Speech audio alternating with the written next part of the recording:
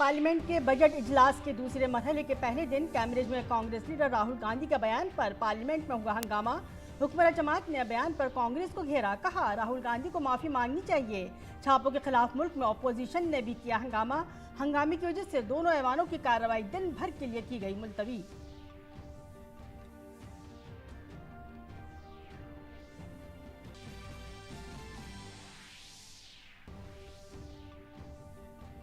Oscar award में भारत की धूम तेलुगु फिल्म RR नाटू नाटू ने जीता बेस्ट ओरिजिनल सॉन्ग का अवार्ड। दी एलिफेंट विस्पर्स को मिला बेस्ट शॉर्ट डॉक्यूमेंट्री फिल्म का अवार्ड। दी वेल के लिए डॉन फ्रीजर को मिला बेस्ट अदाकार का ऑस्कर अवार्ड। मलेशिया की अदाकारा मशील याहू ने जीता बेहतरीन अदाकारा का award. Everything everywhere all at once ने बेहतरीन पिक्चर का जीता ऑस्कर अवार्ड।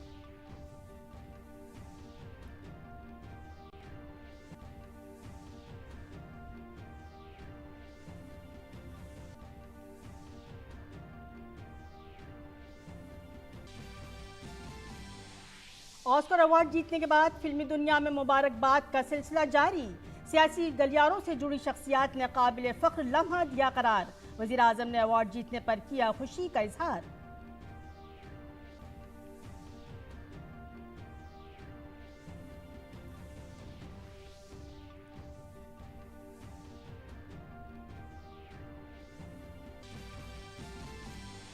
G20 मेंबर ममालिक के सुप्रीम ऑडिट इंस्टीट्यूशन SAI-20 का पहला इजलास गुवाहाटी में जारी। ब्लू इकोनॉमी और रिस्पॉन्सिबल आर्टिफिशियल इंटेलिजेंस पर बातचीत को बताया सबसे बड़ा चैलेंज।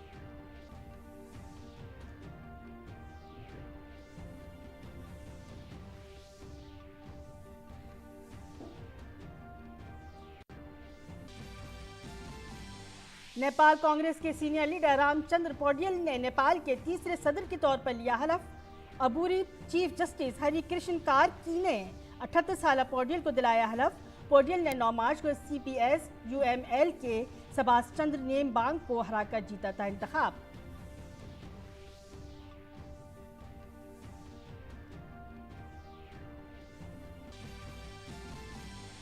अमेरिकी सदर बरतानिया और ऑस्ट्रेलिया के वज़राए आज़म से आज करेंगे मुलाकात। बाहिमी मफादात और शराकत दारी पर किया जाएगा तबादले ख्याल। दो तरफा मीटिंगों में भी होंगे शामिल।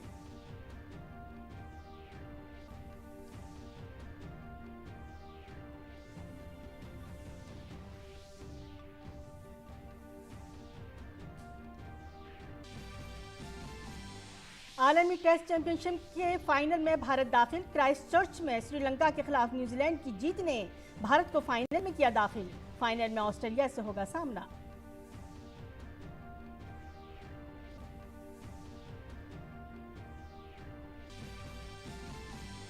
भारत और ऑस्ट्रेलिया के दरमियान अहमदाबाद में खेला गया चौथा टेस्ट मैच ड्रॉ। भारत ने 2-1 से जीती सीरीज। मैच के 5वें और आखिरी दिन भारत के लिए R अश्विन ने लिए 6 विकेट।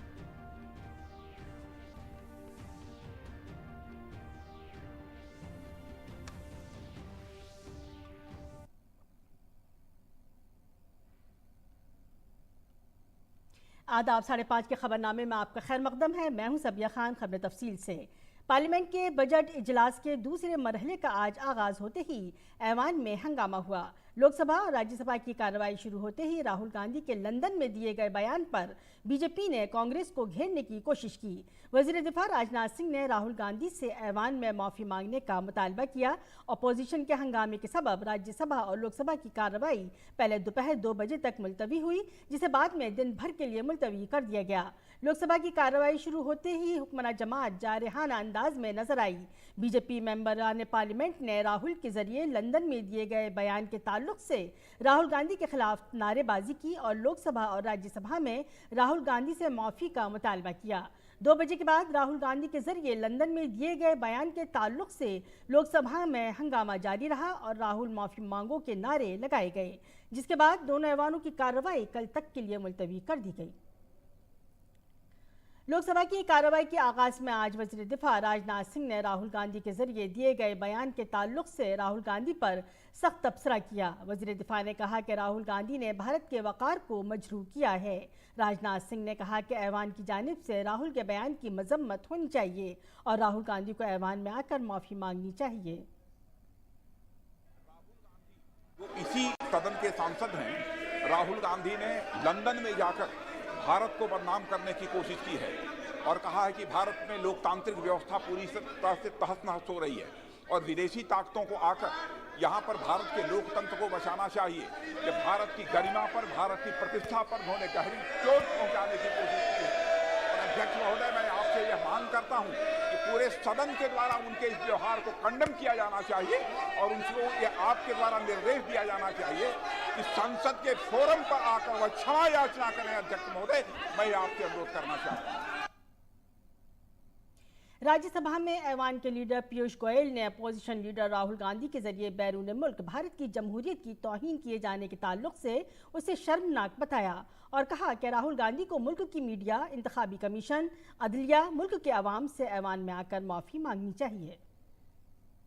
प्रकार से पूरे देशवासियों का और सदन का अपमान किया है और वो भी विदेशी जमीन पर। राजनीति इतनी ऊंची स्तर पे उतरेगी, गिरेगी, ये कभी किसी ने कल्पना नहीं की थी और ये कोई विषय ऐसा नहीं है जिसमें उनके पास कोई भी तत्व हो, किसी भी प्रकार का कोई ऐसा जानकारी हो जिस पे उन्होंने ये आरोप लगाया। ऐसे व्यक्ति को भारत के ऊपर इस प्रकार की टिप्पणी करने का कोई अधिकार नहीं है। उन्होंने भारत के देशवासियों से और मैं समझता हूं कि सभी जो लोग इस विषय में विश्व भर में देख रहे हैं, सभी से माफी मांगनी चाहिए। पार्लिमानी उमूर के वजीर प्रहलाद जोशी ने भी राहुल के बयान की मजम्मत की और ऐवान से माफी मांगने का मुतालबा किया। प्रहलाद जोशी ने कहा कि राहुल ने अपनी ही हुकूमत में लाए हुए ऑर्डिनेंस को मीडिया के सामने फाड़ दिया। उस वक्त जमहूरियत कहाँ थी? Trying to belittle the total democracy and democratic institutions, especially parliament, being the member of parliament, and इतने लंबे भाषण उन्होंने दिया इधर, कभी भी उनका माइक स्विच ऑफ नहीं होता है। Aspersions on the chair is never good, and BJP will consider taking it because it is ultimately the breach of privilege, and we will consider that also. मरकजी वजीर गिरिराज सिंह ने कहा कि कांग्रेस लीडर राहुल गांधी बैरून मुल्क जाकर भारतीय जमहूरियत की तौहीन कर रहे हैं।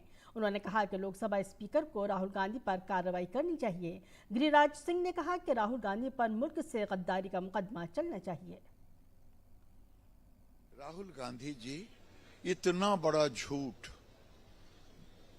जो लोकसभा में घंटों तक वक्तव्य दें और विदेश में जाके, लंदन में जाकर के कहें कि मुझे लोगों को बोलने नहीं दिया जाता है, तो ये समझते हैं कि लोकसभा का अपमान है, संसद का अपमान है। इस पर तो लोकसभा के अध्यक्ष को कार्रवाई करनी चाहिए।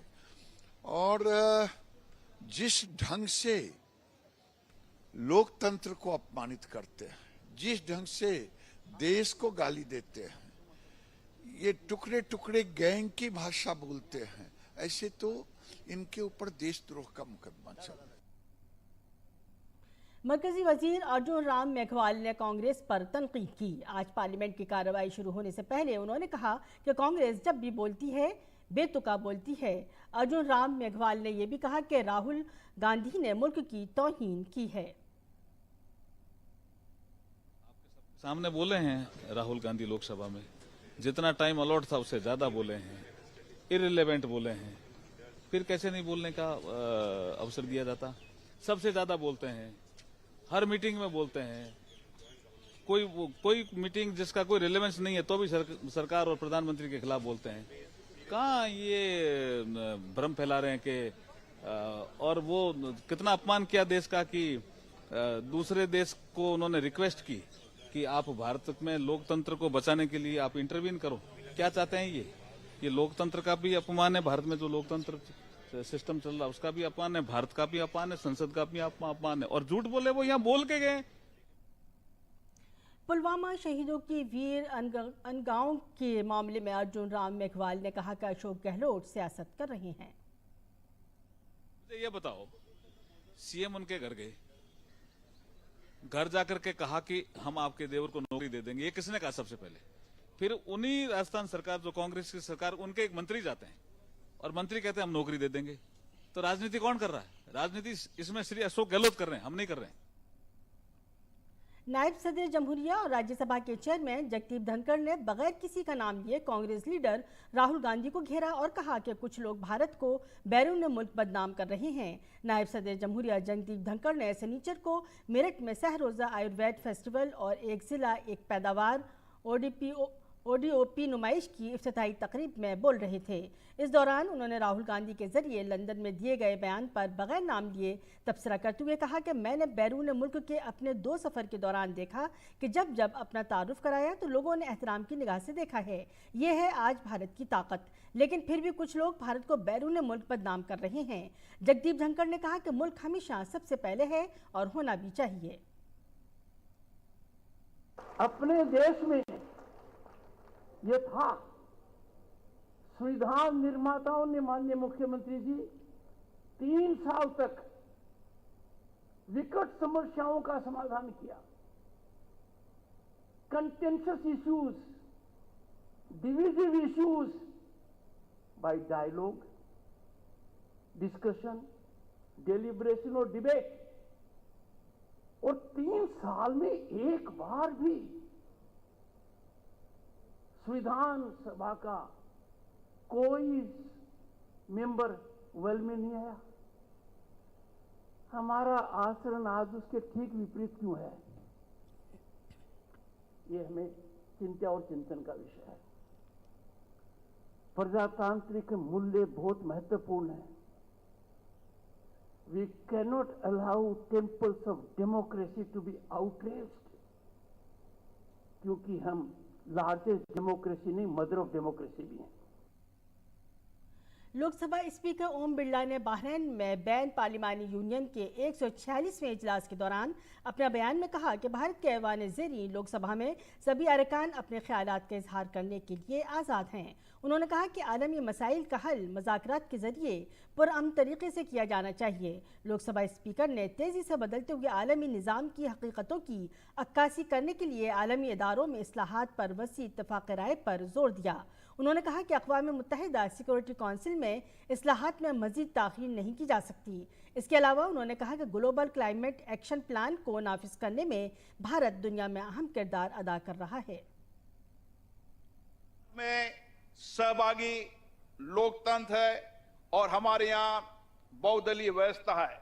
हमारी संसद में जनप्रतिनिधियों के माध्यम से जनता की आशाओं और अपेक्षाओं की अभिव्यक्ति दी जाती है।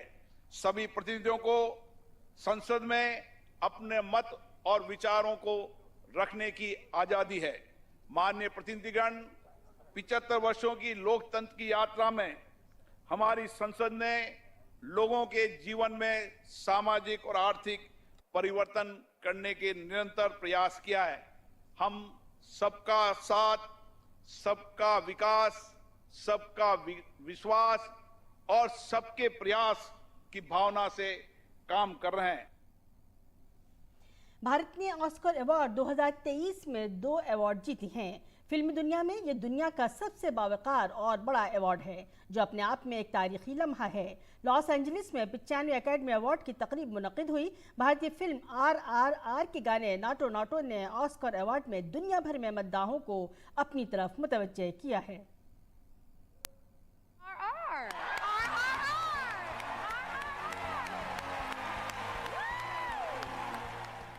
आलमी प्लेटफॉर्म पर हिंदुस्तानी फिल्मी दुनिया के लिए आज तारीखी दिन है।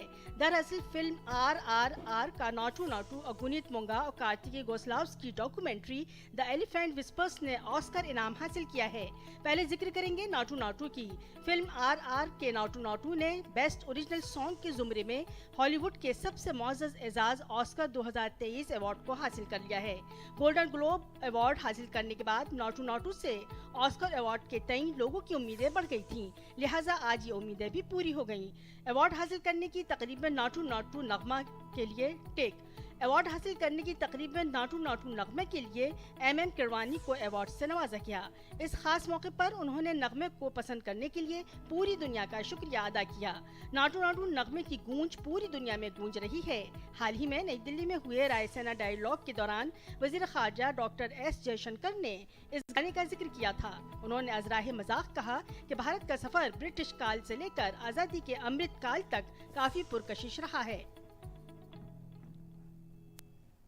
పొలం గట్టు దుమ్ములోన పోట్ల గిట్ట దూకినట్టు పొలేరమ్మ జాతరలో పోతరాజు ఊగినట్టు కిర్రు సెప్పులేసుకొని కర్ర సాము చేసినట్టు మర్రి సెట్టు నీడలోన కుర్ర గుంపు కూడినట్టు ఎర్ర జొన్న రొట్టెలోన మిరప తొక్కు కలిపినట్టు నా పాట చూడు నా పాట చూడు నా పాట చూడు నాటు నాటు నాటు నాటు నాటు నాటు వీర నాటు నాటు నాటు నాటు నాటు నాటు నాటు వీర నాటు।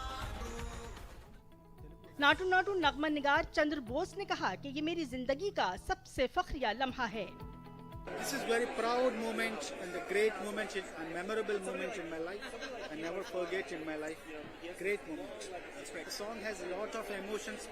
Love is there and friendship is there, sacrifice is there and the victory is there. So all emotions are there in the song. So that's why total world embraces the song. Film director MM Rajamouli और MM कारिवानी ने कहा कि उनका ख्वाब पाए तकमील को पहुंचा। Dreams are coming true finally, and I am holding the result of his hard work in my hand. Absolutely unbelievable. When we made the film, obviously we made 4 films in India and across the globe. But when the appreciation started pouring from the West, from the Japan, across the globe, we were really thrilled. I can't say past tense. I should say I am thrilled. I'm still thrilled. RR के नाटू नाटू के अलावा Oscar award तकरीब में गुनीत मोंगा और कार्तिक गोसलाव्स की documentary the elephant whispers की भी धूम है। द एलिफेंट विस्पर्स को शॉर्ट फिल्म कैटेगरी में ऑस्कर अवार्ड से नवाजा गया। And the Oscar goes to The Elephant Whispers, Kartiki Gonzalez and Guneet Monga. The elephant whispers documentary हकीकत पर मबनी कहानी है जिसकी शूटिंग मुदुमलाई नेशनल पार्क में की गई थी। फिल्म एक यतीम बच्चा हाथी रघु और उसकी देखभाल करने वाले बुमन और बैली नाम के एक जोड़े के दरमियान प्यार के रिश्ते की कहानी है। इस फिल्म को कुदरत से मुंसलिक किया गया है। Bureau report DD news Urdu खबरें। वज़ीर-ए-आज़म नरेंद्र मोदी ने ऑस्कर अवार्ड जीतने पर फिल्म RR की पूरी टीम को मुबारकबाद दी। उन्होंने अपने ट्वीट पैगाम में कहा, शानदार नाटो नाटो की दुनिया भर में मकबूलियत है। ये एक ऐसा गाना होगा जिसे आने वाले कई बरस तक याद रखा जाएगा।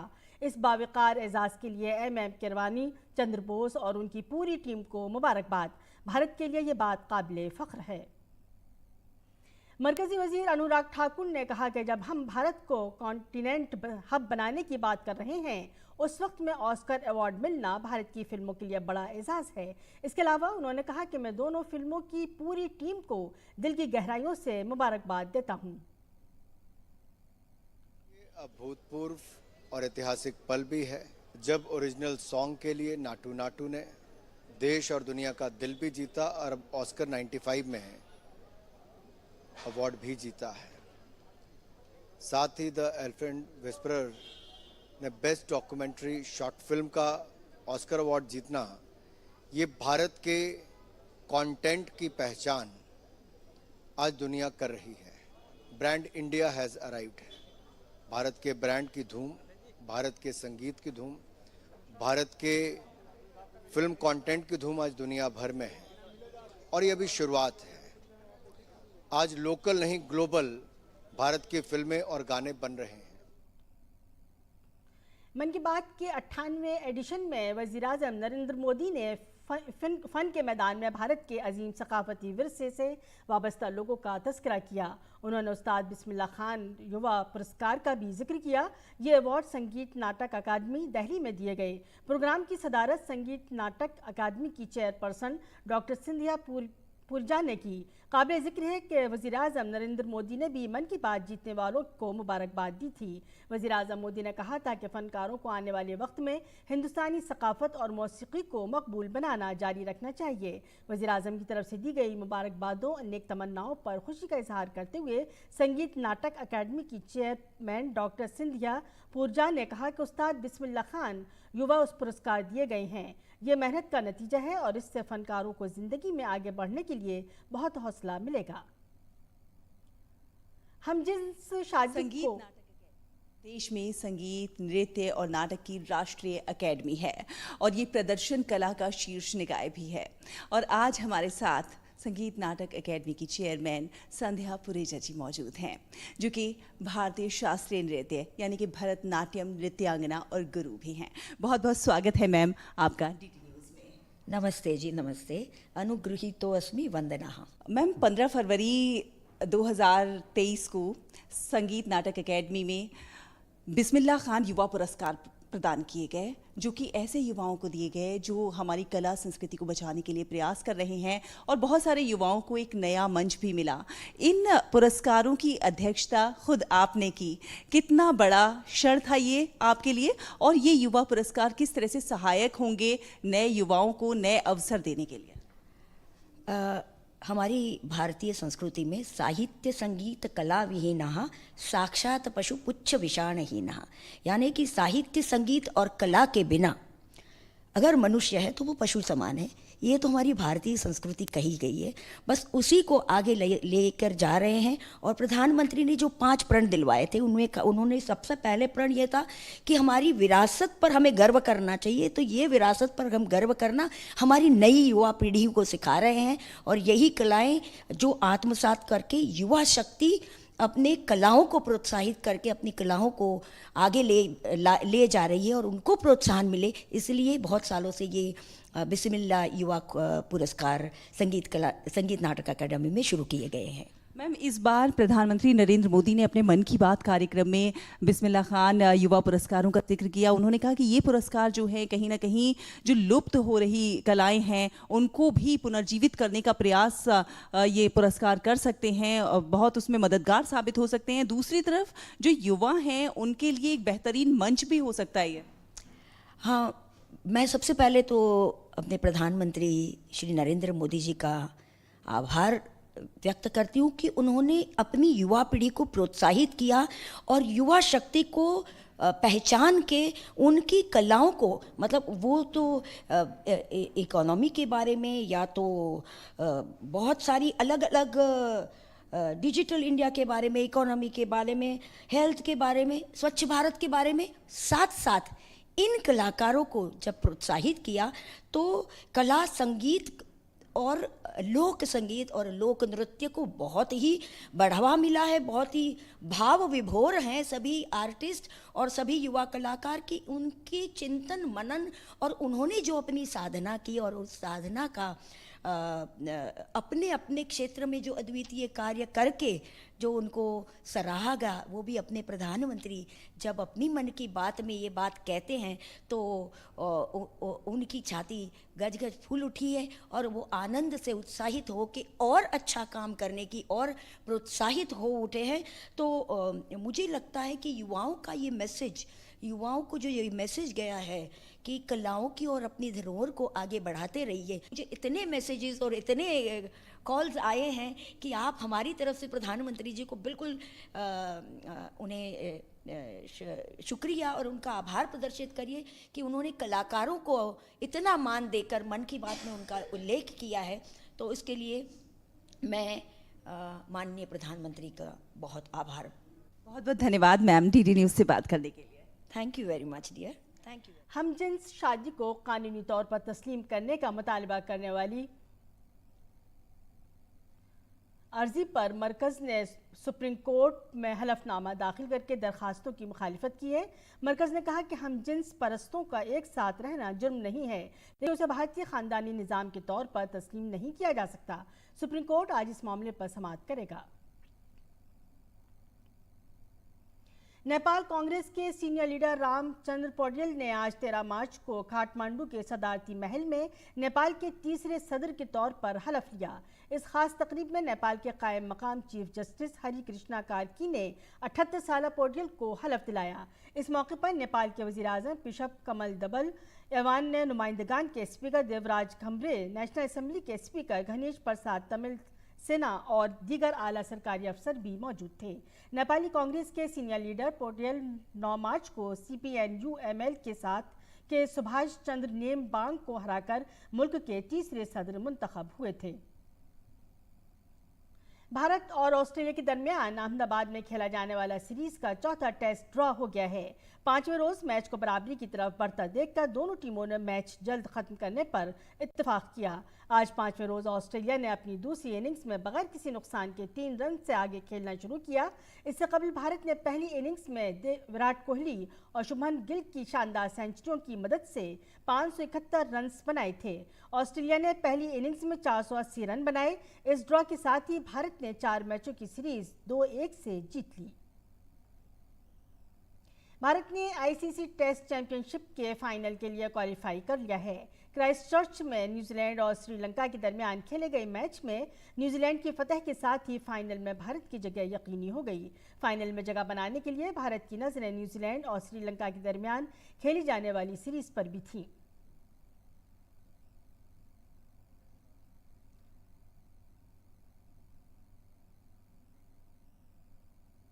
विमेंस प्रीमियर लीग में मुंबई इंडियंस ने यूपी वॉरियर्स को 8 विकेटों से शिकस्त देकर जीत का सिलसिला जारी रखा।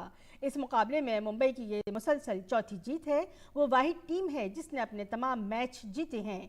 ये यूपी वॉरियर्स की टूर्नामेंट में दूसरी शिकस्त थी। यूपी वॉरियर्स ने मुंबई के सामने 160 रन का हदफ रखा था।